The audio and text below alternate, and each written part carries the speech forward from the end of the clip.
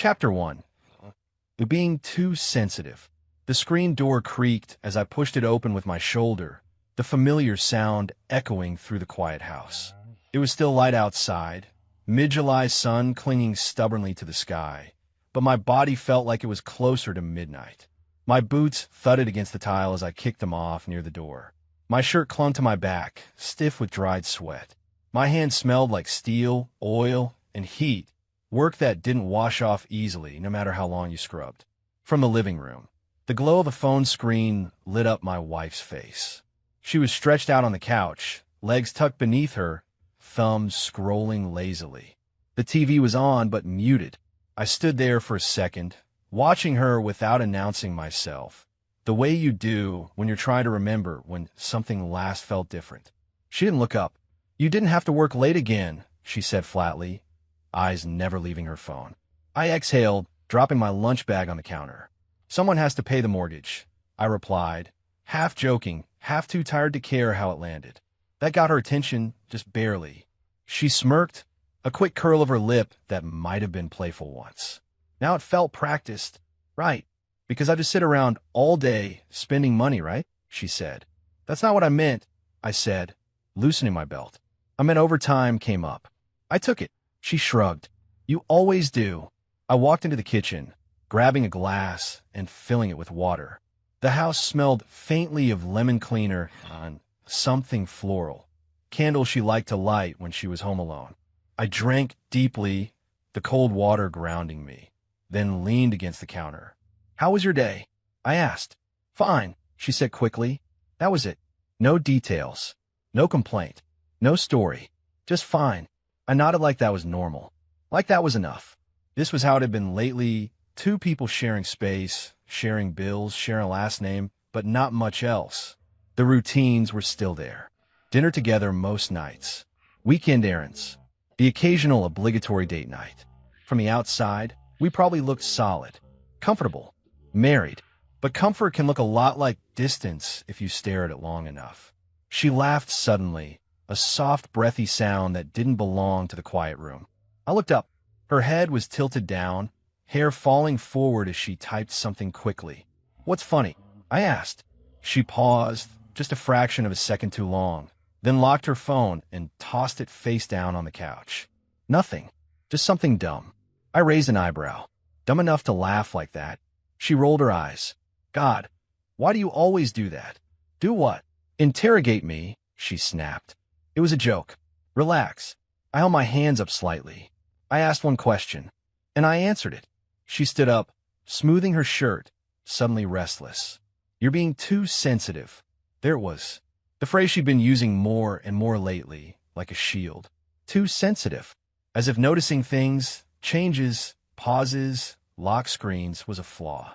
I watched as she picked her phone back up, fingers curling around it protectively. She didn't start scrolling again, though. She just held it, like she was waiting for something. "You eat yet?" she asked. "Grabbed a sandwich at work," I said. "I can make something if you want." "No, I'm not hungry," she replied. "Actually," she hesitated then sighed. "We're having dinner with my family this weekend."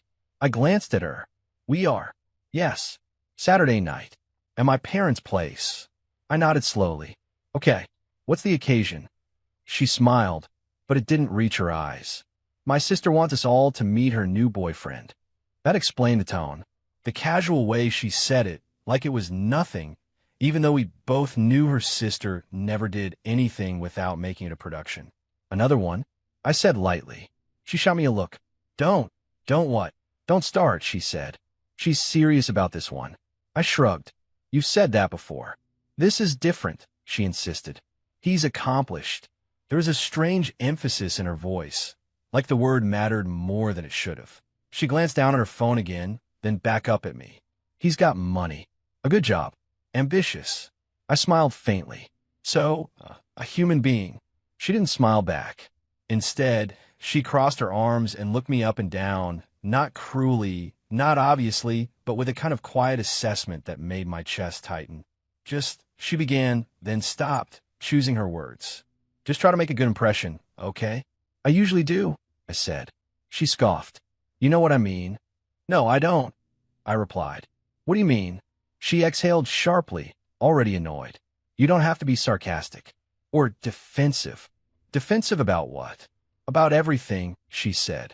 Sometimes it's like you're always waiting for someone to insult you. I stared at her. Funny. I don't remember being like that before. She looked away. People change. Yeah, I said quietly. They do. Silence settled between us, thick and uncomfortable. The hum of the refrigerator filled the space. Somewhere outside, a lawnmower droned. She broke the silence first. He's successful. Try not to be awkward, okay? Chapter 2. The sister who always looked down on me. Her sister had always entered rooms like she owned them.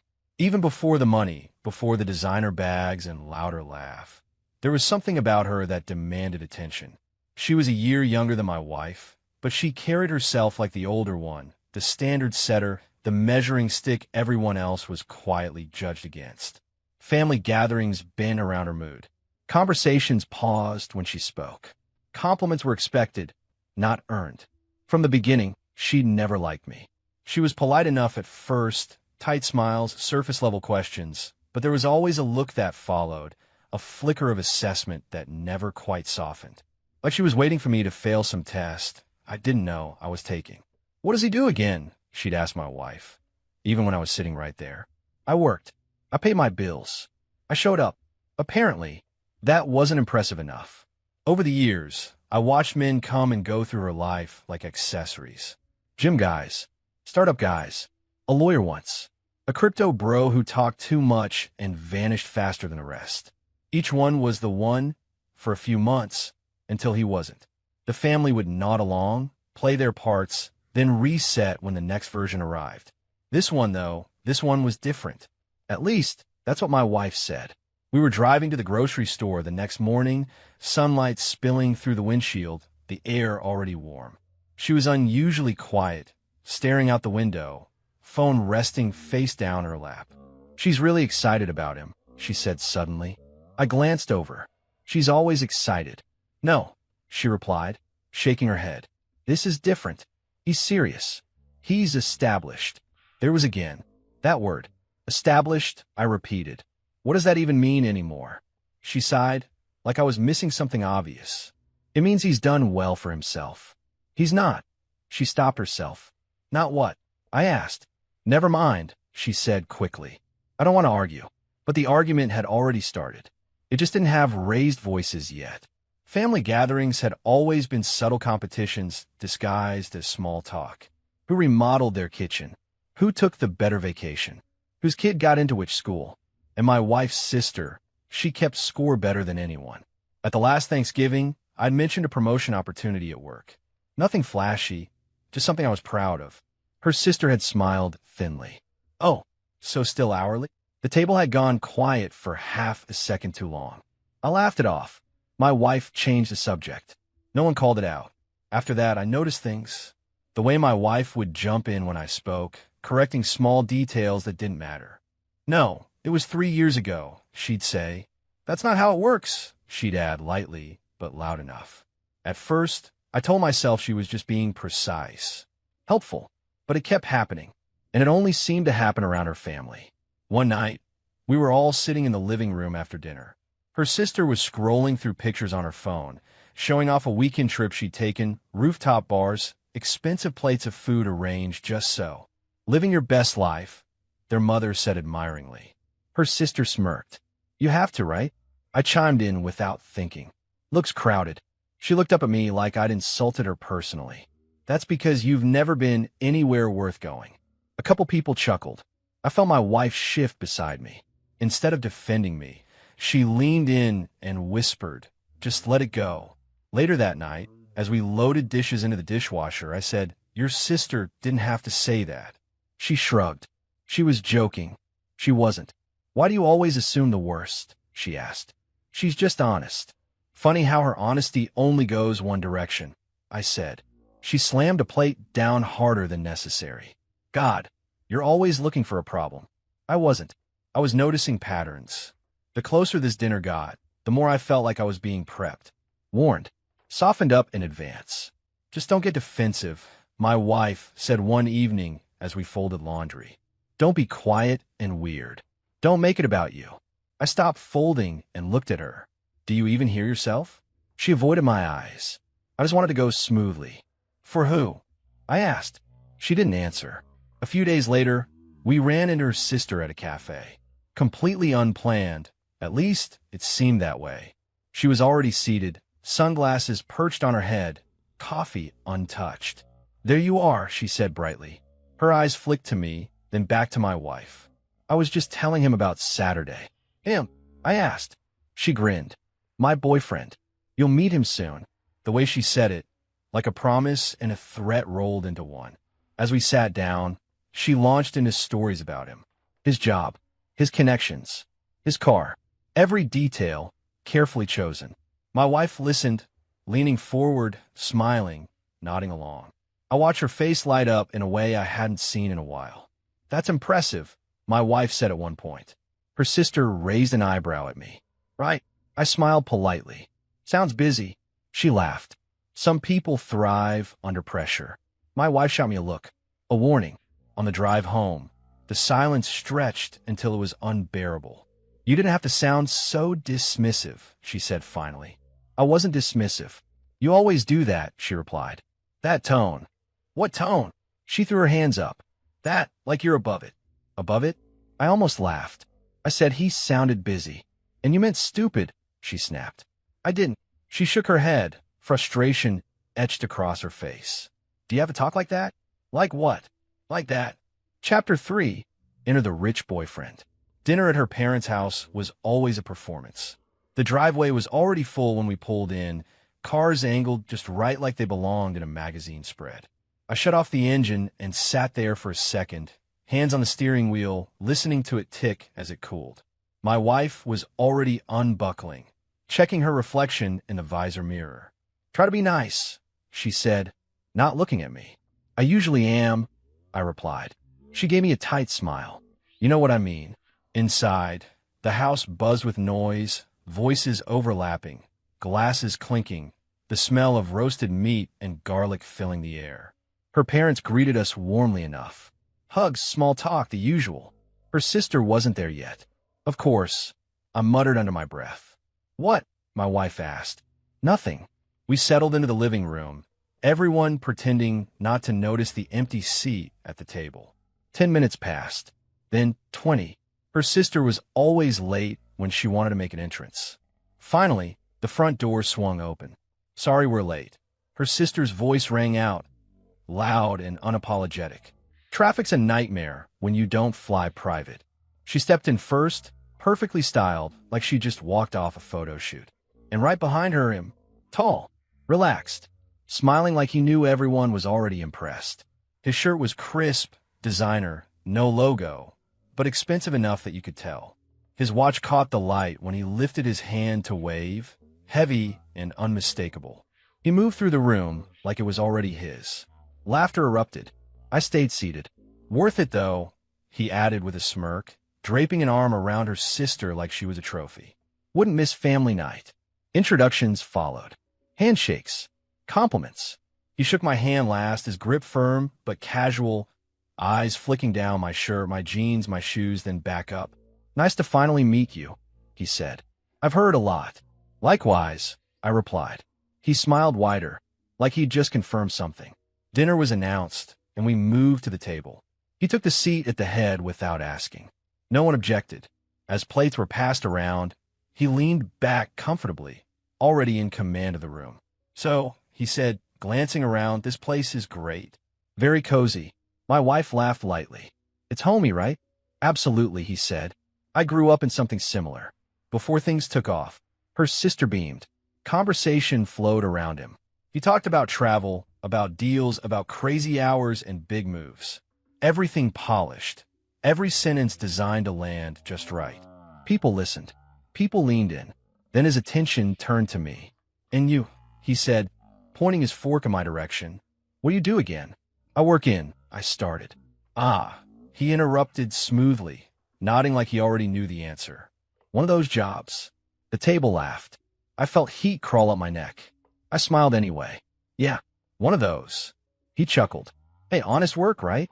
Somebody's got to keep the lights on. More laughter. I glanced at my wife. She was smiling too, shoulders relaxed, eyes bright. She caught my look and leaned closer. "Relax," she whispered. "Don't make this weird." That line landed harder than anything he'd said. I leaned back in my chair, suddenly very aware of my hands, calloused, rough, resting against the polished wood of the table. He noticed too. "Those are some hard-working hands," he said, raising his glass toward me. "Respect." It sounded like a compliment. It wasn't. "So what line of work exactly?" he pressed. "Construction? Manufacturing? Operations?" I replied evenly. "Right," he said, nodding again. I had a phase where I thought about getting into something like that. Then I realized I hated getting dirty. Her sister laughed too loudly. Their mother smiled politely. Her father cleared his throat, but said nothing. The room felt smaller. My wife jumped in. "He works long hours," she said. "Very long." There was something about the way she said it, like an explanation, or an apology. He raised an eyebrow. "Ambitious. I like that. Grind culture, right?" "Something like that," I said. He leaned toward my wife.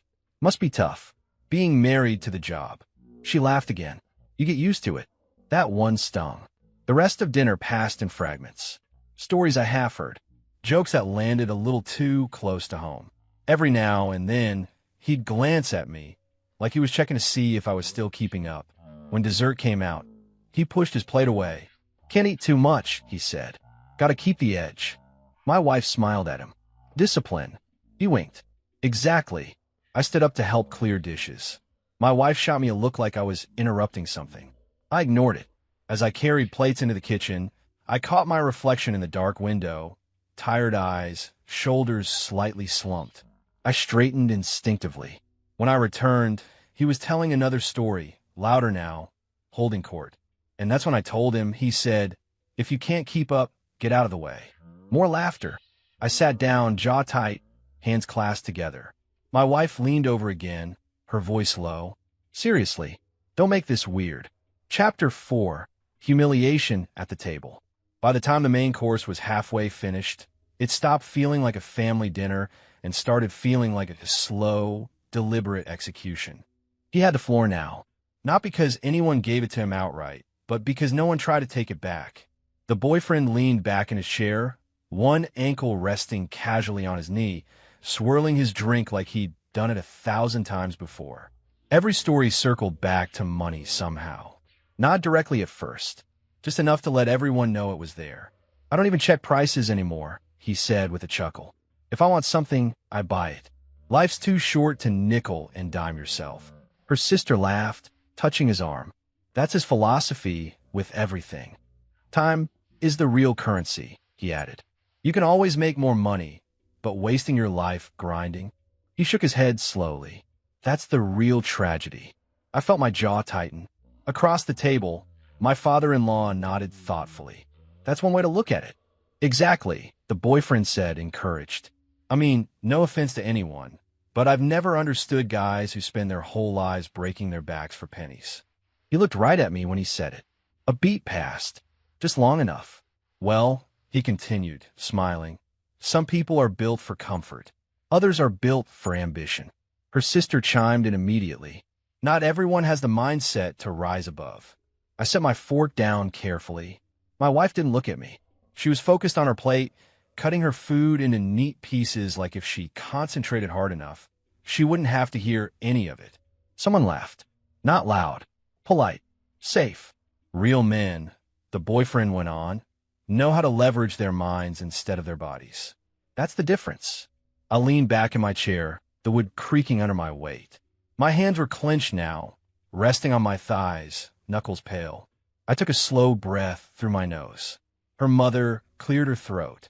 "Well, everyone contributes in their own way." "Of course," he said quickly, holding up his hands. I didn't mean to sound dismissive. Honest work is honest work.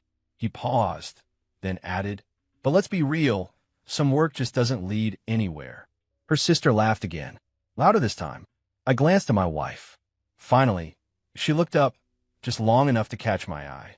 There was a flicker there. Not concern, not anger, worry, but not for me. She leaned closer, her lips barely moving. "Please," she whispered, "just let it go." I stared at her. Let what go? She didn't answer. She just shook her head slightly, eyes pleading, not with me, but with the situation. The boyfriend noticed the exchange. Everything okay over there? He asked, feigning concern. Yeah, my wife said quickly. Everything's fine. He smiled. Good. Hate awkward dinners. Her sister smirked. Some people just take things too personally. I felt something shift in my chest then. A quiet realization, settling heavy and cold. This wasn't teasing anymore. This was intentional. So, the boyfriend said, turning his attention back to me like a cat that hadn't finished playing with its food. What's the long-term plan? Excuse me, I asked. For you, he clarified. I mean, are you happy where you're at? Or is this just temporary? I held his gaze. I'm doing fine. Fine, he repeated, tasting the word. That's one way to live, I guess. My wife laughed softly. He's very stable. Stable. Not driven. Not impressive. Stable. Stability's important, her father said. Especially in a marriage. The boyfriend nodded. Sure. Until it turns into stagnation. That did it. I pushed my chair back slightly, the sound sharp against the floor. The room quieted just a bit. Not enough to stop him, but enough to notice. Is there a problem? He asked, eyebrows raised. I opened my mouth. My wife's hand shot out and grabbed my arm under the table. Her grip was tight. Don't, she hissed. Please, stop embarrassing me. I froze. Embarrassing her. Not him. Not them. Me. I looked at her hand on my arm, then at her face. She wouldn't meet my eyes now. Her jaw was set, her expression tense, not protective, not supportive. Ashamed. I slowly sat back down. The boyfriend smiled, satisfied. Hey, he said lightly, raising his glass. No harm meant. We're all family here. Her sister clinked her glass against his. Exactly. Conversation resumed, but I was no longer part of it. I ate in silence, each bite tasteless, each laugh around the table landing like another reminder of where I stood. Across from me, my wife leaned into the conversation, nodding along, engaging, smiling. She asked him questions. She laughed at his stories. She never once looked my way again. I realized then, quietly, unmistakably, that she wasn't just failing to defend me. She was distancing herself from me, creating space, drawing a line. I wasn't her partner at this table. I was the thing she hoped no one noticed. A liability. Chapter 5, the comment that changes everything. Dessert hadn't even been served yet, but the boyfriend was already on his second drink. You could tell by the way his voice carried now. Louder, looser, more confident than before. The attention had soaked into him like fuel. Every nod, every laugh from around the table pushed him further into performance mode. He wasn't just talking anymore. He was holding court. And that's when I realized, he said, gesturing with his glass, most people don't actually understand how money works. They just work for it. Her sister laughed, leaning into him. He's obsessed with efficiency. Obsessed with winning, he corrected, flashing a grin. Big difference. I stared down at my plate, barely touched. My appetite had disappeared somewhere between real men and breaking backs for pennies.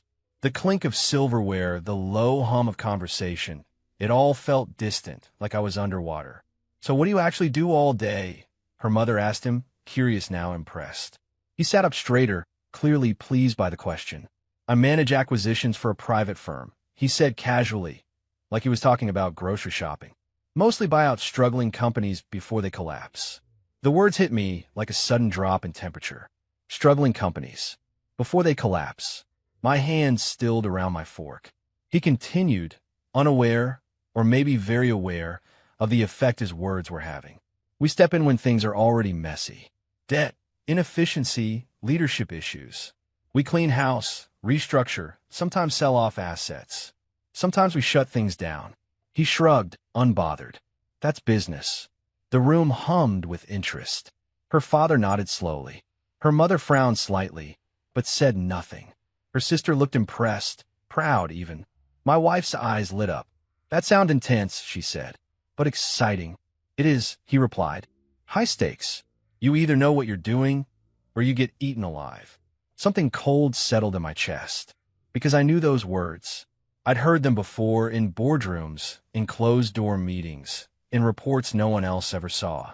I'd seen firms like his circle businesses like sharks, waiting for the moment weakness showed. And the way he described it, the size, the timing, the tone, felt uncomfortably familiar. Too familiar. Someone laughed at the table. A joke passed over my head. I didn't hear it. All I could hear was a name echoing in my mind. A company, a set of numbers, a situation that had been developing quietly for months. My pulse quickened, but my face stayed still. "So you like a fixer?" her sister asked. "More like a closer," he said. "I end things, or turn them into something profitable." He took a sip, eyes drifting toward me again. "Not everyone likes us, but the ones who matter respect us." I slowly set my fork down. The laughter continued around the table, but it sounded thinner now, stretched. I felt detached from it, like I'd stepped outside myself. I reached into my pocket. The motion was small, unremarkable. No one noticed at first as I pulled my phone out and rested it against my thigh. My wife noticed, though. She always did. She glanced at me, brow furrowing slightly. "What are you doing?" I didn't answer. My thumb unlocked the screen. Bright light spilled across my palm. I navigated by muscle memory now, not looking rushed, not looking nervous. Calm, deliberate. "Which firm did you say?" I asked, lifting my head just enough to meet his eyes. The table quieted, not fully, but enough. A few people looked between us, sensing a shift they couldn't quite name. He smiled, the same confident, dismissive smile he'd worn all night. "You want a full name?" "Yes," I said evenly. "That would help." He chuckled. "Sure, we're pretty well known in the right circles." He said the name, exactly the one I'd been thinking of. My thumb moved again. No one spoke now. Forks paused midair. Even her sister leaned back slightly, watching. I typed. Search results loaded instantly. I scrolled once. Twice. The room felt very quiet all of a sudden. I could feel my wife staring at me now. Not annoyed, not embarrassed. Confused. The boyfriend tilted his head, still smiling. But there was a flicker there now. Curiosity. Maybe something closer to caution. "You familiar with us?" he asked lightly. I didn't answer. I kept my eyes on the screen, reading details I already knew by heart. Numbers, ownership structures, recent movements, names that didn't mean anything to anyone else at the table, but meant everything to me. I felt my breathing slow. My expression didn't change, but everything else does. Chapter 6, watching the smiles fade. I lifted my phone slowly. Not dramatically, not with flair, just enough that the screen faced the center of the table. The motion alone was enough to change the air. The boyfriend leaned forward instinctively, his smile still in place, but tighter now, less certain. The glow from my phone reflected faintly in his eyes as he read. Once, then again, the color drained from his face. It wasn't sudden. It wasn't theatrical. It was the quiet, unmistakable fade of someone realizing the ground beneath them isn't as solid as they thought. "That's interesting," he said, forcing a laugh that didn't quite land. "What am I looking at?" I met his eyes calmly. "You said you buy failing companies?" I asked. "Yeah," he replied, slower now. Cautious. "Interesting," I said.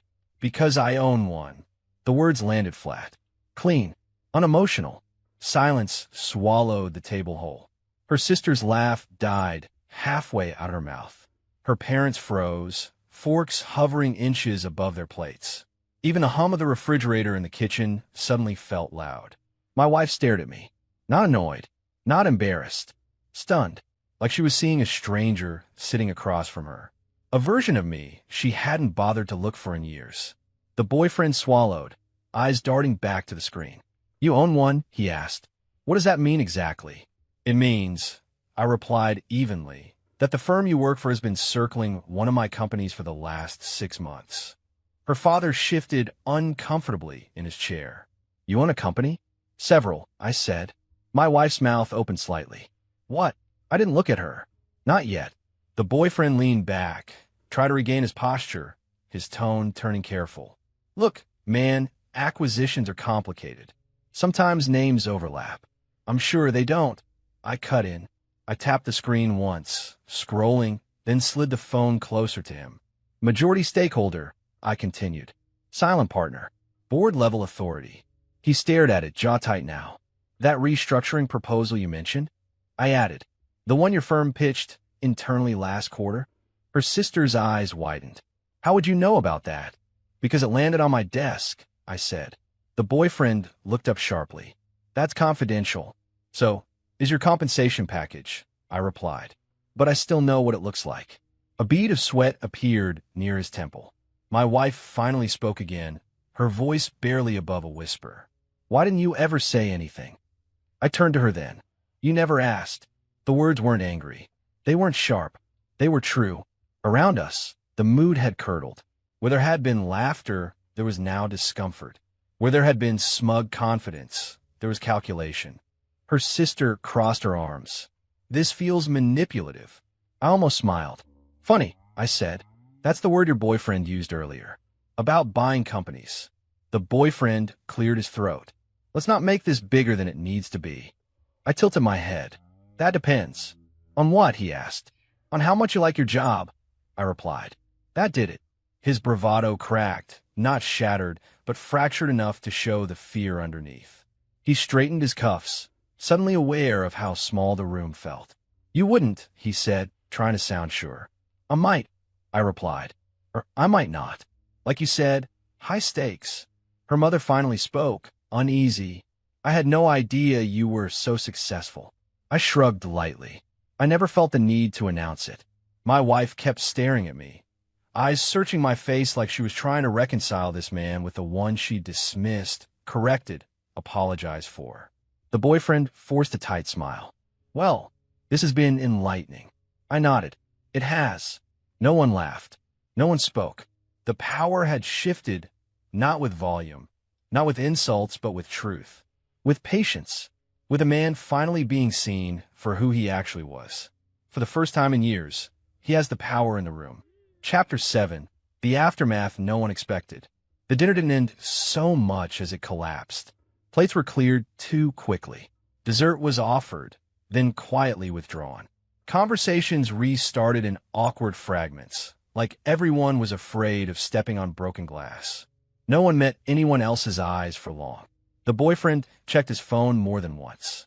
Her sister suddenly found reasons to be busy in the kitchen. My wife barely spoke. When we finally stood to leave, hugs were stiff, polite. Her mother told me to drive safe in a tone that suggested she wasn't sure who I was anymore. Her father shook my hand longer than necessary, his grip firmer now, his eyes searching my face like he was recalibrating everything he thought he knew. The boyfriend avoided me altogether. He busied himself holding doors, thanking people too loudly, laughing when nothing was funny. Confidence had drained out of him, leaving behind something thin and brittle. When he did glance my way, it was quick and guarded. My wife walked ahead of me to the car. She didn't wait. The door shut with a heavy thud. The engine started. We pulled away from the house in silence, the glow of the porch light shrinking in the rearview mirror. The road stretched dark and empty in front of us, the hum of the tires the only sound. I kept my eyes forward. She didn't. I felt it before I heard it, the tension coiling beside me, tight and hot. What the hell was that? She snapped. I didn't answer immediately. I waited for the stop sign, came to a full stop, then turned onto the main road. Why would you do that to my family? She said louder now. Do you have any idea how that looked? I glanced at her. Her hands were clenched in her lap, jaw tight, eyes shining with anger, not embarrassment. Anger. You mean why didn't I let them laugh? I replied calmly. She scoffed. You humiliated everyone. No, I said. I stopped being humiliated. That wasn't the time, she shot back. You could have handled it privately. Funny, I said. Didn't seem like there was much privacy when they were handling me. She turned toward me fully now. You always do this. You wait until things explode instead of just fitting in. Fitting in, I repeated. By letting your sister's boyfriend talk down to me at your parents' table? She threw her head back in frustration. Why do you care so much what he thinks? I laughed once, short and humorless. I don't.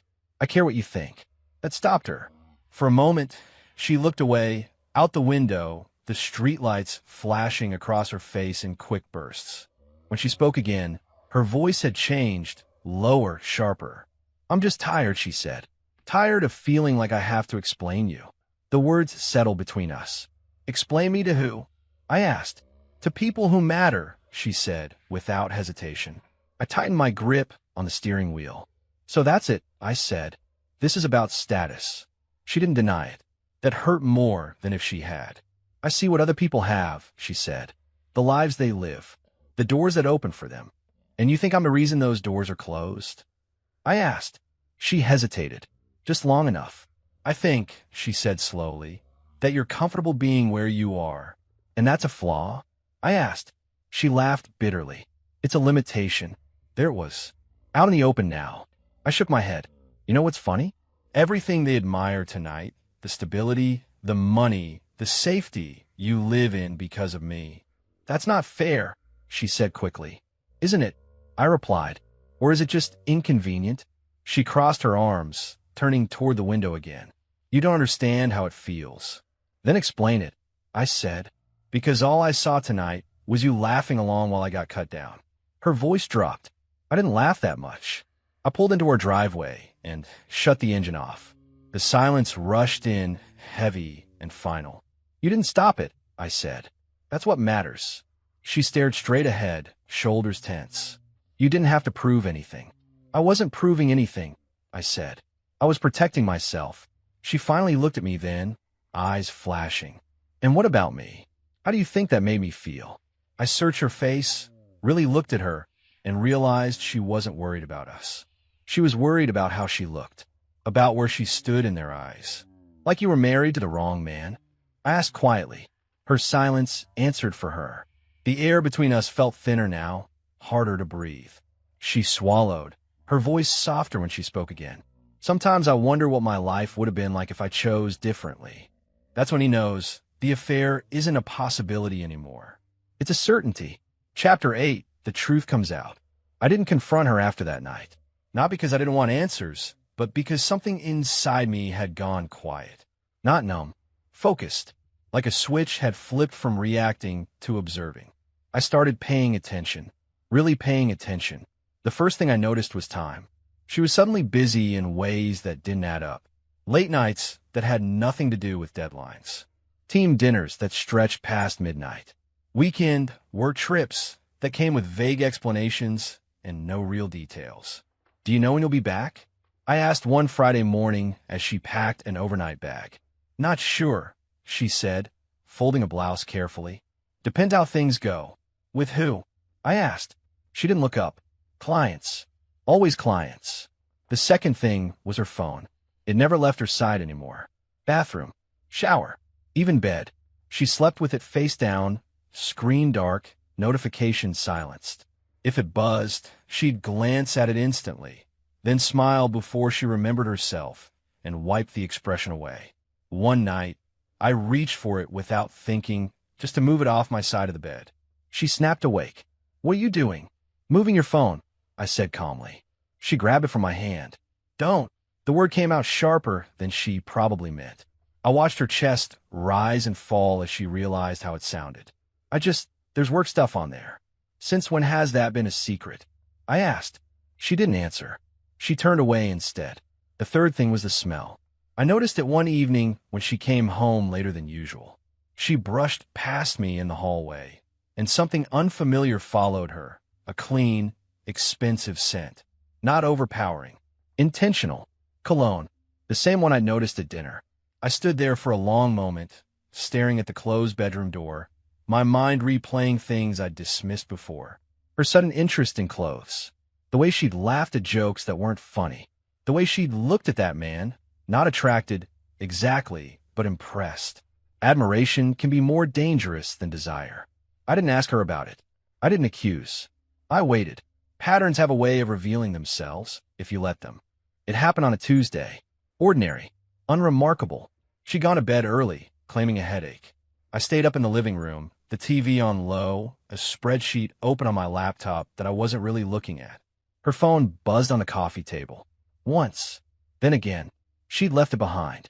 A mistake she rarely made. I stared at it for a long time before touching it. Not out of guilt, but out of confirmation. because some part of me already knew what I'd find. The screen lit up easily. No password change. That felt intentional too, in its own way. The message thread wasn't hidden. It was right there. His name wasn't saved as anything clever. Just a first name. Clean. Confident. I didn't scroll at first. I just sat there, letting the reality settle into place. Then I read. Not explicit. Not graphic. Worse. Inside jokes. Compliments disguised as concern. Long paragraphs about feeling understood. About being seen. About how exhausting it was to pretend to be satisfied with a life that didn't fit anymore. She wrote things to him she hadn't said to me in years. You make me feel alive. I can finally breathe when I'm with you. You get it. You understand what I want. He responded in kind. Not pushy. Not desperate. Confident. Assured. You deserve more.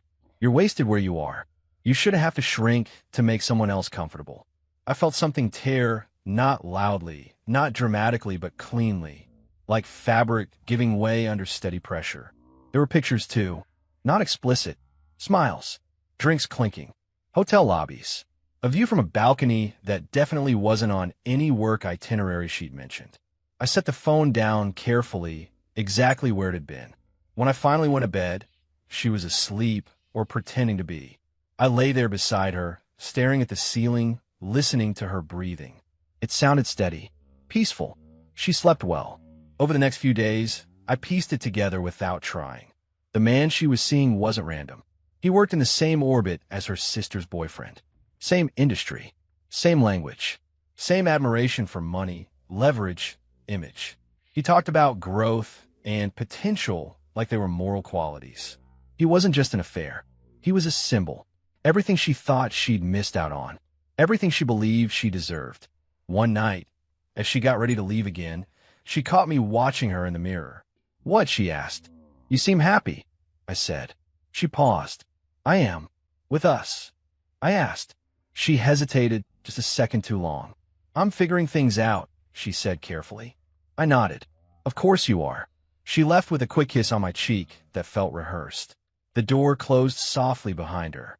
I stood alone in the quiet house, surrounded by a life that suddenly felt like a draft version, something she was already revising in her head. The betrayal wasn't just sexual, it was ideological.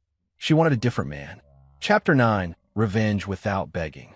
There was no explosion, no slammed doors, no shouted accusations that rattled the walls and gave her something dramatic to cling to. I didn't cry. I didn't ask why. I didn't demand explanations that would only turn into excuses. I went quiet, not the sulking kind of quiet she was used to, the kind that begged to be noticed. This was different, focused, deliberate, the kind of silence that moves. I started with the things that mattered. Accounts, access, authority. I spent a Saturday morning reviewing documents she'd never bothered to understand. Titles, operating agreements, trust structures. I made calls she didn't know needed to be made. Lawyers first, then accountants, then the kind of conversations that never include emotion, only facts and contingencies. By the time she came home that afternoon, smiling, distracted, I was already 3 steps ahead. You look busy, she said, setting her bag down. I am, I replied.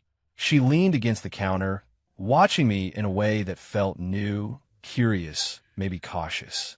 Everything okay? Everything's clear, I said. She nodded like that was the same thing. I cut emotional access next. I stopped asking where she was going. Stopped checking in. Stopped filling the space she'd been quietly abandoning. When she talked about her day, I listened politely and gave nothing back. When she reached for validation, she found only calm indifference. It unsettled her. You're distant lately, she said one night, standing in the doorway while I read. I'm present, I replied, just not chasing. She frowned. Chasing what? Peace, I said. She didn't know what to do with that. The lies unraveled on their own once I stopped protecting them. A work trip overlapped with a meeting she swore she couldn't miss. Dates didn't align. Stories contradicted each other when she forgot which version she'd told me. I never corrected her. I just noted it. I let her believe she was getting away with it. Meanwhile, I made one call that changed several trajectories at once. The sister's boyfriend's firm had been circling one of my companies like a vulture. He thought he was close, close enough to brag, close enough to feel untouchable. He wasn't. I didn't threaten. I didn't grandstand. I simply exercised a right I already had. The deal died quietly. No dramatic fallout. No public humiliation. Just a strategic pivot, an internal reshuffle, a sudden need for his firm to reassess priorities. His name slipped off the project, then off the follow-up emails, then out of the room. He called once, left a voicemail that tried to sound casual and failed. I didn't respond.